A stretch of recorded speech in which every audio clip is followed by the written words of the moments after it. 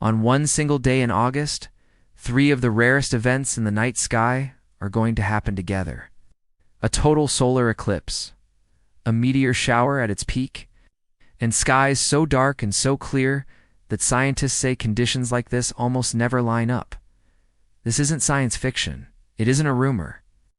It's already written into the orbits of the moon, the sun, and the Earth, and it's coming faster than most people realize.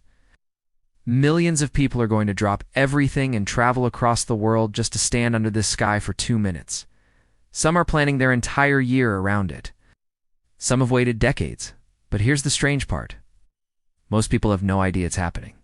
By the end of this video, you will know exactly what's coming, why it matters, and why so many astronomers are calling it the biggest skywatching moment of the decade. Let's start from the beginning. Every year, the Earth, the moon, and the sun move through a kind of quiet, endless dance. Most of the time, we don't notice it. The moon rises, the sun sets, life goes on. But every so often, this dance lines up in a way that feels almost impossible. The moon slides directly between the Earth and the sun. For a few minutes, day turns into night. Birds go quiet. The temperature drops. Sky turns a strange, deep blue, almost like the inside of a bruise. This is called a total solar eclipse, and it is one of the most awe-inspiring things a human being can witness.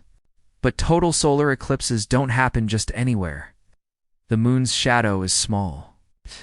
It only touches a thin strip of the Earth's surface, a path, sometimes just 100 miles wide. If you are inside that path, you see the full, breathtaking spectacle. If you are even slightly outside it, you see almost nothing. That's what makes this event so rare. It's not just the eclipse itself, but where it happens. On August 12th, 2026. That shadow is going to sweep across a part of the world that hasn't experienced anything like it in over a generation. The path will cross eastern Greenland, then Iceland, and then finally reach northern Spain. Here is the detail that has excited scientists and skywatchers around the world. This will be the first total solar eclipse to touch mainland Europe since 1999. Think about that for a second. An entire generation of people in Europe has never seen a total solar eclipse from their own continent. Children who were born after 1999 have grown into adults, gotten jobs, started families, and never once had the chance to see the sun disappear behind the moon from their own home soil. Now, that chance is finally coming back. But this is where the story gets even bigger. Because the eclipse isn't the only thing happening that day. As the moon's shadow slips away and the sun returns, the sky isn't done with its surprises.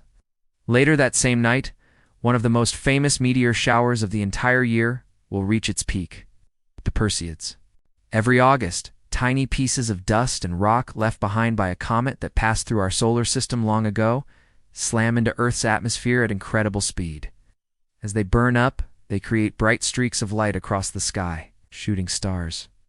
Most years, people wait patiently for a chance to see even a few of them. This year, something rare is happening. The peak of the Perseids lines up almost perfectly with a new moon. Why does that matter? Because a bright moon usually washes out the fainter meteors, hiding many of them from view. But with barely any moonlight in the sky on this particular night, the darkness will be almost perfect. Astronomers describe these conditions as some of the best in years. So picture this. In the same 24 hours, in some of the same regions of the world, people could witness a total solar eclipse in the middle of the day, and then, once night falls, see one of the best meteor showers of the year, streaking silently across a sky untouched by moonlight. A total eclipse and a meteor shower at their finest on the very same day. That is not something that happens often. In fact, most people alive today may never see this exact combination again. But even this isn't where the story ends. Just 2 weeks after the eclipse, the sky has one more secret waiting. On the night of August 27th into August 28th, 2026, a deep partial lunar eclipse will unfold. This is when the Earth passes almost directly between the sun and the moon, casting its massive shadow across the lunar surface. Across nearly 70 years of exploration, from the earliest Soviet impactors of the 1950s to the most advanced commercial landers of today, every mission that leaves Earth for the moon adds another artifact to this growing archive. And as private companies, national space agencies, and newly ambitious programs from India, Japan, and beyond race toward the lunar surface at a pace never before seen in human history.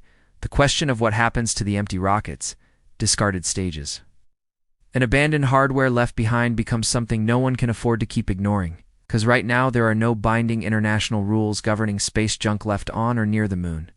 No treaty specifies how nations or private companies must dispose of a rocket stage once its job is done.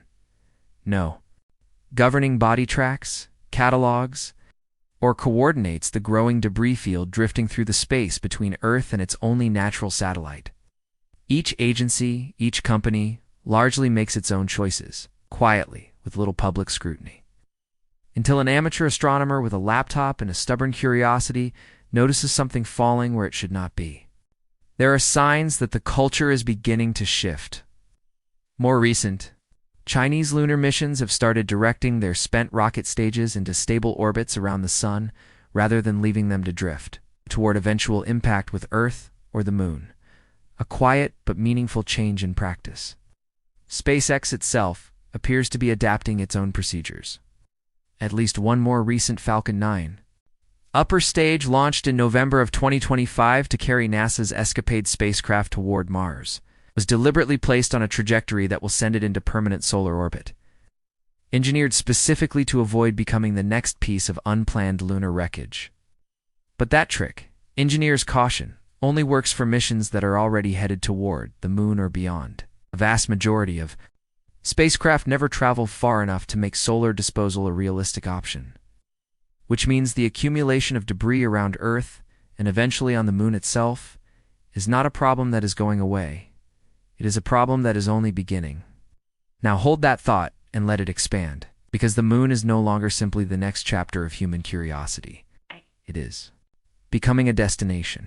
NASA's Artemis program is actively working to return American astronauts to the lunar surface, with the Artemis II crew having already completed a historic journey around the moon earlier this year, laying the groundwork for an eventual crewed landing near the lunar South Pole.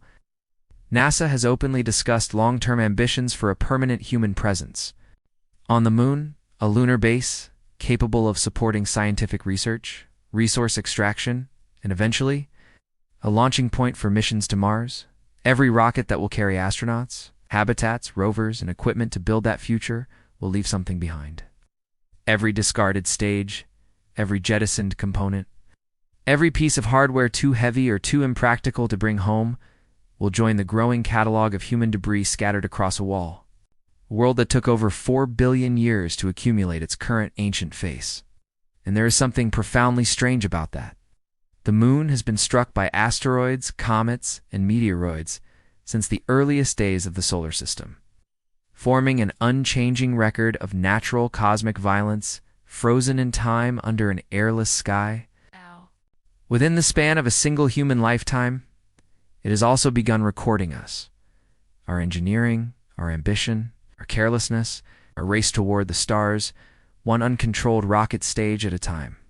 The scientists studying the double crater near Hertzsprung, the strange twin scars left behind by China's secretive Long March booster, were not simply investigating a piece of space debris.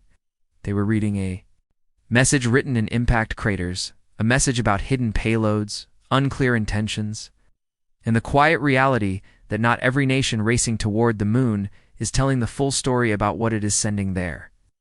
And the scientists studying the fresh crater near Einstein and Bell craters, formed by an openly identified American rocket, are documenting something equally important, a rare, transparent, scientifically valuable opportunity to understand exactly how these impacts behave, what kind of debris plume they create, and how future missions might use that knowledge to protect the historic and scientific sites already scattered across the lunar surface.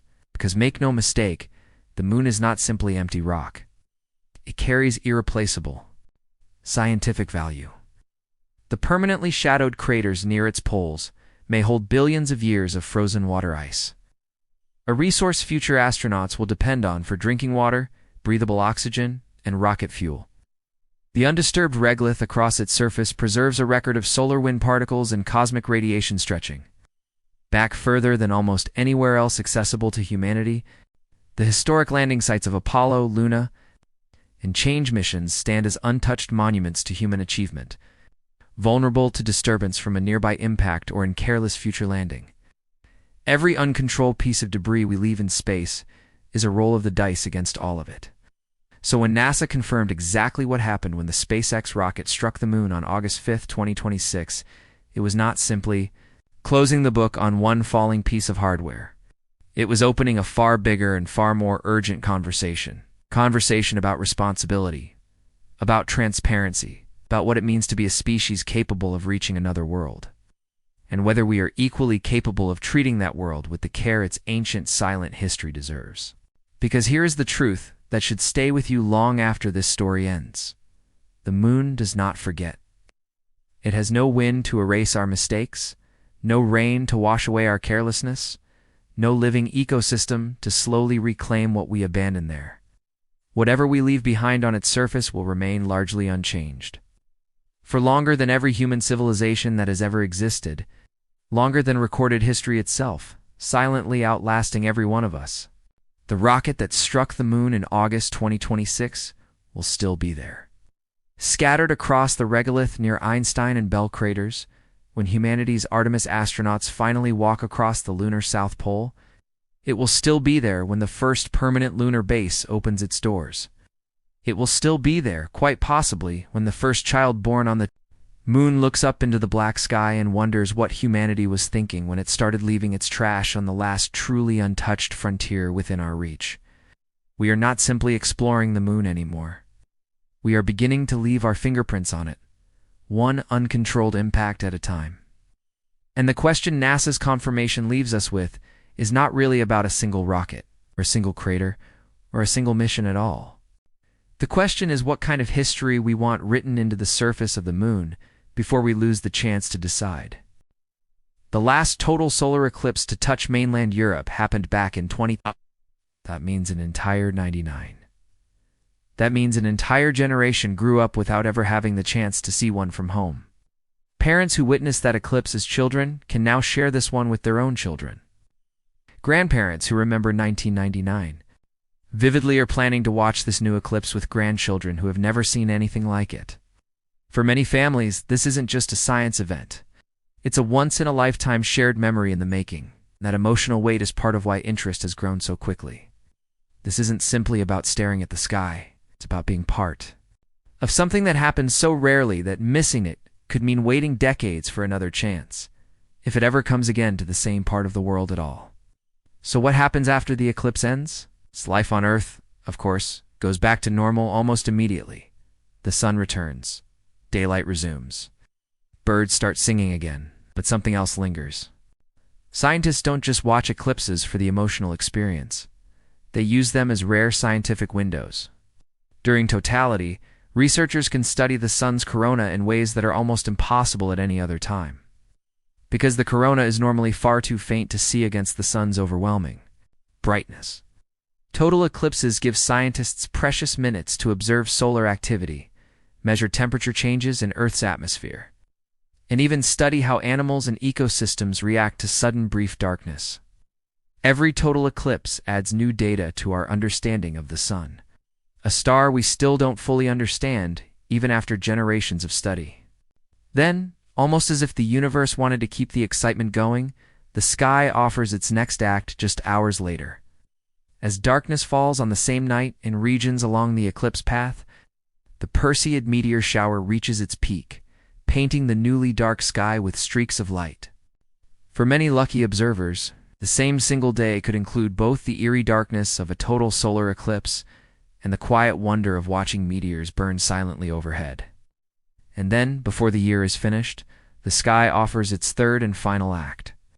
That deep, nearly total lunar eclipse in late August will paint the moon a deep red across the Americas, Europe, and Africa, a fitting, almost poetic close to one of the most eventful stretches of skywatching in years. So why should any of this matter to someone who isn't an astronomer, someone who has never even owned a telescope?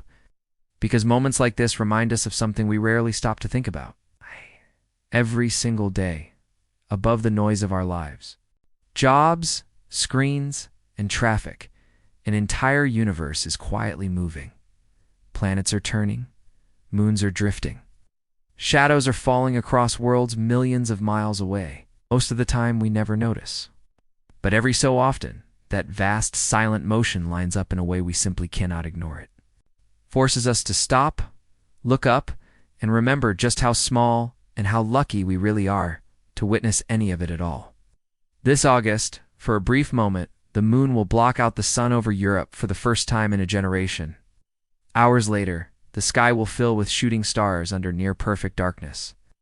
And weeks after that, the moon itself will turn a deep, haunting red. 3 extraordinary sky events, arriving almost back-to-back, in a pattern that won't repeat the same way again for a very long time. Whether you're standing in the direct path of totality, watching from a rooftop hundreds of miles away, or simply looking up from your own backyard, this is a moment worth paying attention to, because the sky doesn't wait for anyone. It moves whether we notice or not. This time, we've been given fair warning. The only question left is whether you'll be looking up when it happens. If this story gave you chills, or made you want to grab a calendar and start planning, let me know in the comments. Tell me if you're hoping to see this eclipse in person, or if you'll be watching from wherever you are. If you enjoyed this, give it a like, and subscribe for more stories about the incredible things happening in our world and beyond. The sky has more secrets waiting, and you won't want to miss the next one.